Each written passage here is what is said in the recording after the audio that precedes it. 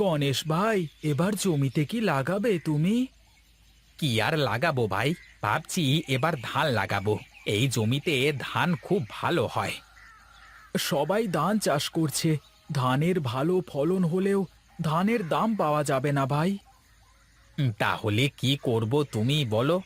সবাই ধান চাষ করছে, তাই আমিও ভাবলাম যে আমিও ধান চাষ করি। আমি এবার লাউ চাষ করব জমিতে। এই সময় লাউ চাষ করলে লাউয়ের অনেক ভালো দাম পাওয়া যায়। তাই নাকি? হ্যাঁ, তাহলে আমিও ধান চাষ করা বাদ দিয়ে লাউ চাষ করি। ঠিক আছে, যা ভালো লাগে তাই করো। ঠিক আছে ভাই, তুমি থাকো, আমি বাড়িতে গেলাম।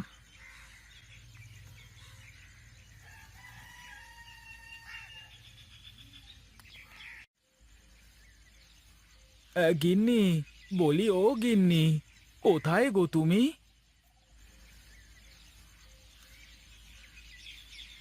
কি গো, তুমি সকাল সকাল মাঠ থেকে চলে আসলে? কাজ কি শেষ? না, কাজ শেষ হয়নি। আমার শরীরটা খুব একটা ভালো লাগছে না, তাই চলে আসলাম। ও আচ্ছা, তাহলে এক কাজ করো, তুমি ঘরে গিয়ে একটু বিশ্রাম করো। আমি ভাত চড়িয়ে দিচ্ছি, ভাত হলে তোমাকে ডেকে খেতে দেব। আচ্ছা, ঘুমাতে গেলাম। বিকেল বেলায় আমাকে ডেকে দিও কেমন?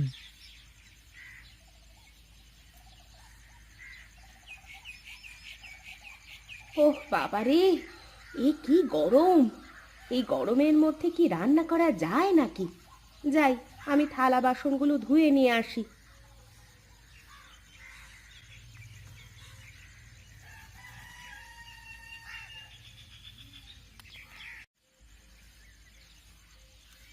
কে তুই বালক? কেন এসেছিস আমার কাছে? কি চাই তোর?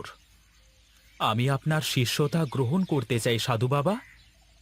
সাধু ধর্ম এত সহজ ধর্ম নয় বালক। তুই যত সহজ ভাবিস এই সাধু ধর্মকে, তার থেকে অনেক কঠিন।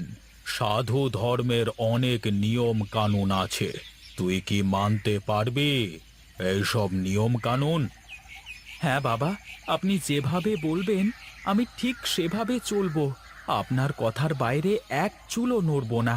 আপনি আমাকে আপনার শিষ্য হওয়ার সুযোগ করে দিন।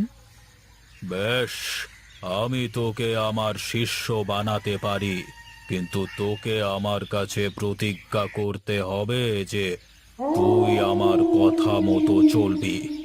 আজ থেকে কোনো পাপ কাজ করবি না।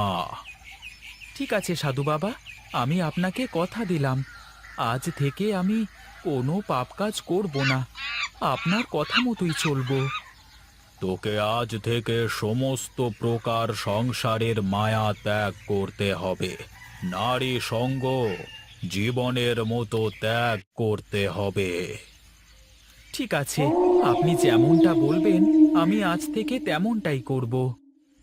যা, এখান থেকে সোজা সামনের দিকে একটা নদী আছে। নদী থেকে গোসল করে পবিত্র হয়ে আয়। ঠিক আছে সাধু বাবা, তাই হবে।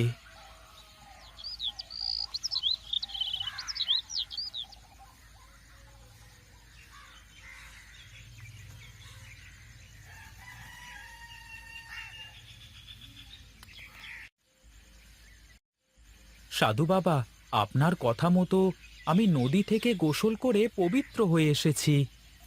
ঠিক আছে, আমার সামনে বস। ওং ক্রিং ব্রিং স্বাহা, ওং ক্রিং ব্রিং স্বাহা, ওং রিং ব্রিং আয়াতে নমঃ, ওং আয়াতে স্বাহা। শান্তি শান্তি, ওং গ্রিং গ্রিং স্বাহা। নমঃ শান্তি শান্তি শান্তি স্বাহা। আমি এই মুহূর্ত থেকে তোর শিষ্যত্ব স্বীকার করলাম। আজ থেকে তুই আমার শিষ্য। আমি যেভাবে বলবো সেভাবে তোকে চলতে হবে। ঠিক আছে সাধু বাবা, আজকে থেকে আমি আপনাকে আমার নিজের গুরু বলে স্বীকার করলাম। আজ থেকে আপনি আমার গুরু। আজ থেকে আপনি যেভাবে যেভাবে বলবেন আমি ঠিক সেভাবে সেভাবে চলবো। ঠিক আছে, তুই সামনে একটা বড় বেল গাছ পাবি। সেই বেল গাছ থেকে বেল পাতা পেড়ে নিয়ে আয়, আর কিছু শুকনো কাঠও আনবি। আজ তোকে আমি যজ্ঞ করা এবং সাধনা করা শেখাবো।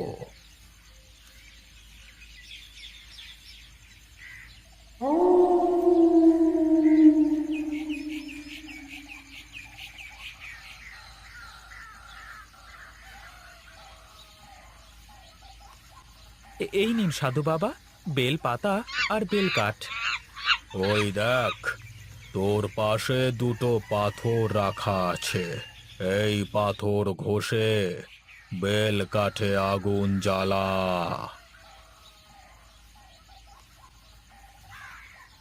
ওং গ্রিং ব্রিং স্বাহা, ওং গ্রিং ব্রিং আয়াতি স্বাহা, শান্তি শান্তি স্বাহা।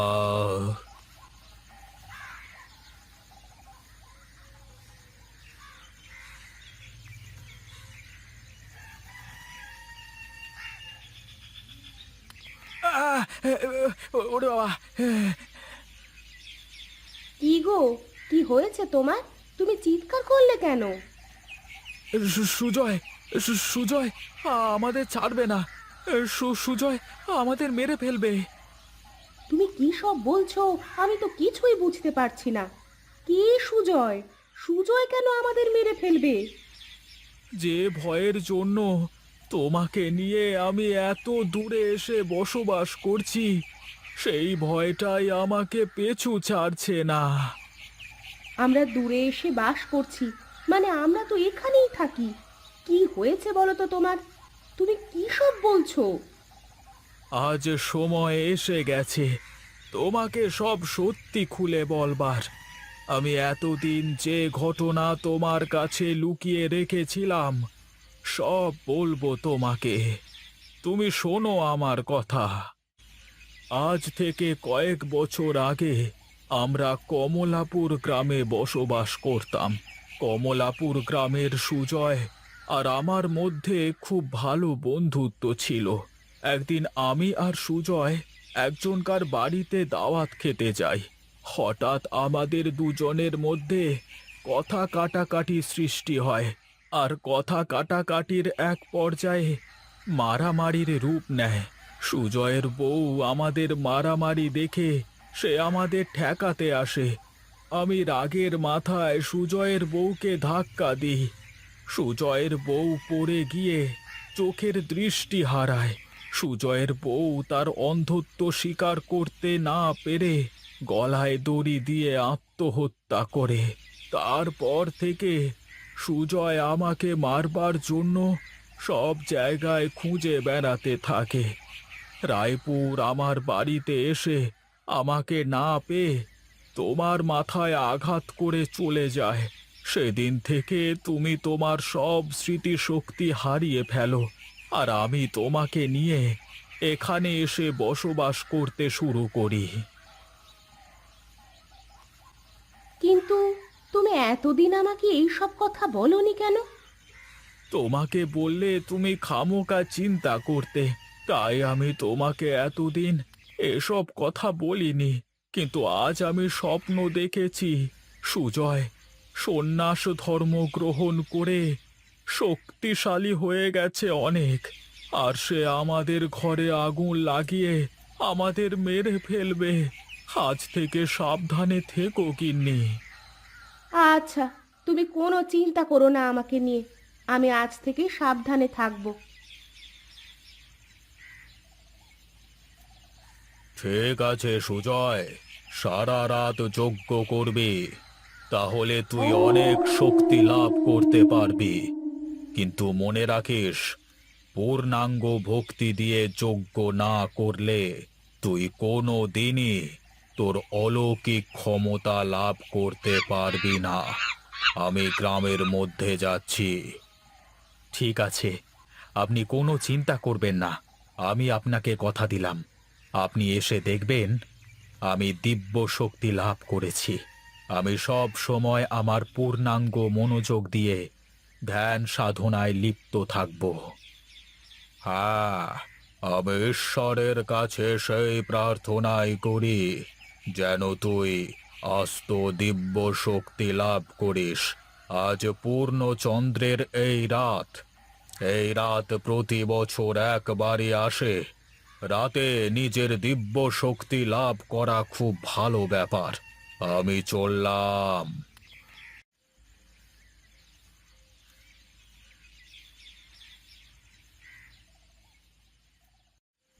বাড়িতে কেউ আছো? একটু বেরিয়ে এসো।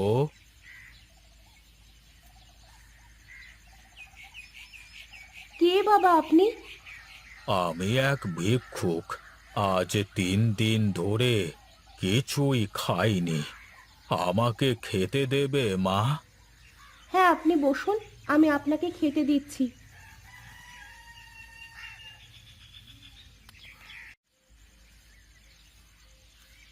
আপনার বুঝি এই দুনিয়ায় কেউ নেই?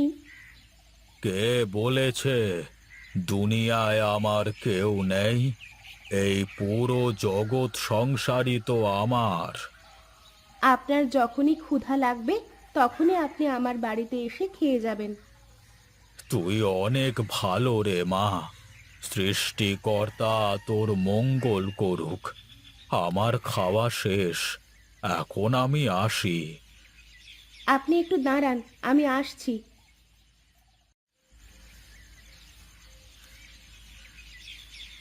এই নিন বাবা, এই চাদরখানা আপনার কাছে রাখুন। আপনার চাদরখানা তো অনেক পুরাতন হয়ে গেছে, আজকে থেকে আপনি এই চাদরটা ব্যবহার করবেন। আমি তোর ব্যবহারে খুব সন্তুষ্ট হয়েছি রে মা। বল তোর কি বর চাই? আরে সাধু বাবা, আপনি?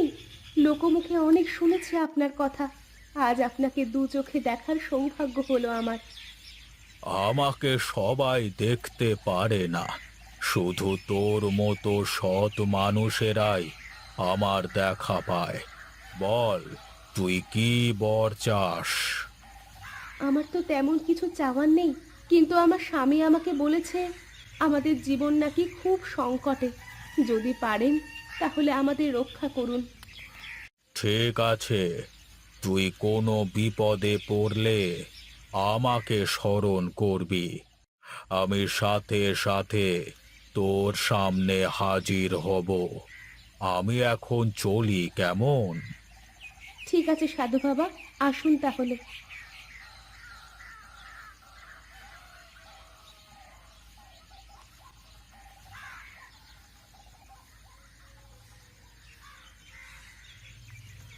সাধু বাবা, আপনি এসেছেন? তুমি বন্ধ চোখে আমার উপস্থিতি টের পেয়ে গেছো।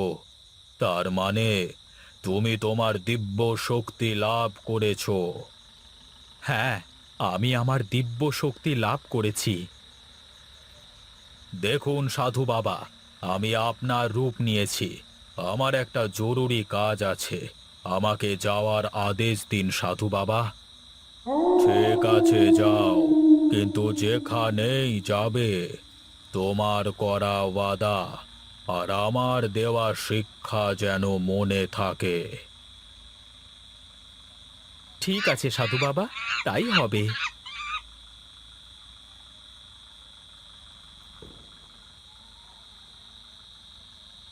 এই গোপাল, কোথায় তুই? বেরিয়ে আয়। আরে সুজয়, তুই এখানে? আয় আয়, ভেতরে বসে কথা বলি। আমি তোর সাথে কথা বলতে আসিনি, আমি এসেছি তোকে প্রাণে মারতে। দেখ সুজয়, সেদিন যা হয়েছিল আমি তার কিছুই ইচ্ছে করে করিনি। ইচ্ছে করে করিস বা অনিচ্ছাতেই করিস, তুই আমার প্রিয় মানুষটাকে কেড়ে নিয়েছিস আমার কাছ থেকে। তোদেরকে মরতেই হবে। সাধু বাবা, আমাকে বাঁচান, আমাকে বাঁচান সুজয়ের হাত থেকে। সাধু বাবা, আপনি এখানে? আমি এই পরিবারকে সব রকম বিপদ থেকে বাঁচানোর শপথ করেছি। তুই এদের ক্ষতি করতে কেন চাস? তুই কি তোর ধর্ম ভুলে গেছিস? আমি সন্ন্যাস ধর্ম গ্রহণ করেছি শুধু দিব্য শক্তি লাভ করে এদেরকে শেষ করবার জন্য। এরা আমার প্রিয় মানুষকে আমার কাছ থেকে কেড়ে নিয়েছে। আমি এদেরকে মেরে ফেলবো। তুই এদের কোনো ক্ষতি করতে পারবি না। আমাকে বাধ্য করবেন না আপনাকে আঘাত করতে। আপনি আমার পথ থেকে সরে দাঁড়ান। তোর এত বড় সাহস! এই নে তোর পাপের ফল।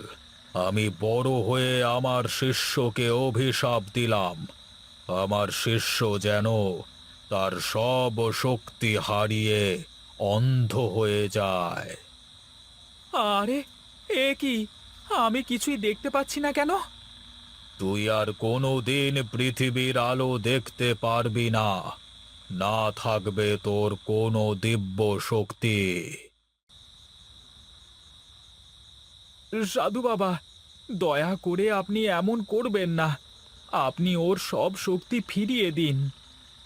না, এমন করলে ও তোমাদেরকে মেরে ফেলবে। ঠিক আছে, ও যদি আমাদেরকে মেরে ফেলে শান্তি পায় তাহলে ওকে তাই করতে দিন। ওকে এত বড় শাস্তি দেবেন না।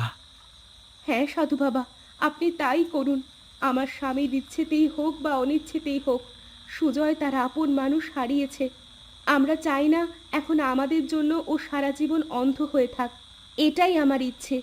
দয়া করে সুজয়কে আগের মতো করে দিন। আচ্ছা, ঠিক আছে, তাই হবে। আমাকে তুই মাফ করে দে গোপাল। আমি সারা জীবন তোকে মেরে ফেলা ছাড়া আর কিছুই ভাবিনি।